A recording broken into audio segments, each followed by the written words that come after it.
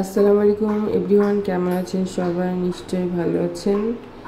আমি গরুর মাংস রান্না করছি আর গরুর মাংসে দেওয়ার মশলাগুলো দিয়ে দিচ্ছি। গরম মশলা, এলাচ, লবঙ্গ, তেজপাতা আর বেশি বেশি করে পেঁয়াজ অনেক বেশিও দেওয়া যায় গরুর মাংসে, যত দিবেন ততই ভালো। আর জিরা বাটা, আদা রসুন, হলুদ, গুঁড়ামরিচ আর পরিমাণ মতো লবণ আর প্রয়োজন মতো সয়াবিন তেল। এখন ভালো করে মাখিয়ে নিতে হবে। ভালো করে মাখিয়ে নিব। রান্না করাটা আসলে একটা আর্ট। আপনি রান্না করতে গেলে সম্পূর্ণ মন মানসিকতা আপনি রান্নার মধ্যে দিতে হবে, না হলে রান্নাটা অত সুন্দর হবে না।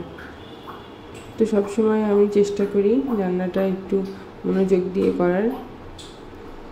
খুব সুন্দর করে মাখিয়ে নিলাম। হাতের মাখানোর উপরে ডিপেন্ড করতেছে, সৌন্দর্য অনেক সময় বেশি হয়। মাখিয়ে নিলে তারপরে কষাইলে খুবই ভালো হয়। দেখতে পাচ্ছেন হালকা একটু পানি দিয়েছি, চুলাটা অন করে দিলাম।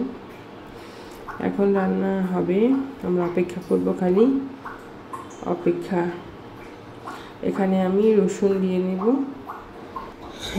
এভরিওয়ান, এখন আমি রসুন দিয়ে নিয়েছি, রসুনের কোয়া।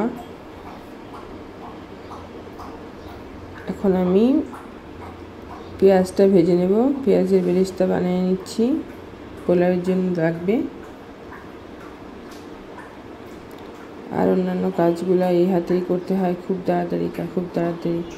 রান্নার সময় খালি যে রান্না করা তা না, সব কিছু উপকরণ গোছাতে গেলে তো অনেক সময় লেগে যায়। এদিকে মাংসটা হয়ে গেছে, মাংসটা ফুটে গেছে। চুলাটা আমি খুব বেশি জোরে দিই নাই, মিডিয়াম আঁচে দিয়েছি, তার মাংস আস্তে আস্তে সিদ্ধ হোক। ঘ্রাণ আছে অনেক, কাঁচা রসুন, সব মশলাই অনেক সুন্দর একটা ঘ্রাণ আসতেছে। ইচ্ছা করতেছে এখনই খাই, কিন্তু মাংসটা এখনো কষানো হয়নি, সময় লাগবে। আমি পেঁয়াজটা ভালো করে ভেজে নিয়ে এখন দিয়ে দিলাম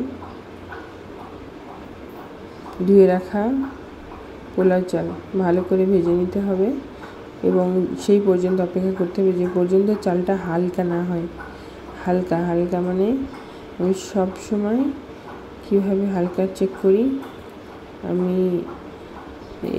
এই যেভাবে দেখি যে চালটা হালকা হলো কি না। ভেজা চাল থাকলে এরকম হাত দিয়ে অনুভব করা যায় না, কারণ ভারী লাগে তখন। আর আমি এখন দিয়ে দিচ্ছি পরিমাণ মতো পানি। অপেক্ষা, লবণ